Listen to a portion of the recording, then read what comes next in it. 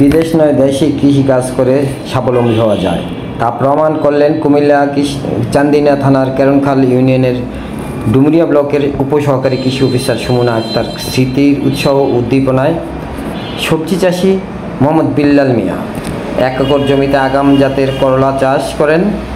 চাষি বিল্লাল জানান, সর্বসাকুল্যে প্রায় 6 লাখ টাকা ব্যয়ে অগ্রিম জাতের নিশি ও তাজা করলা চাষ করে প্রায় 8 লক্ষ টাকা লাভবান হয়েছেন। ফলন ভালো হয় এবং কোনো দুর্যোগ না থাকায় তিনি করলা চাষে সাফল্য লাভ করেছেন।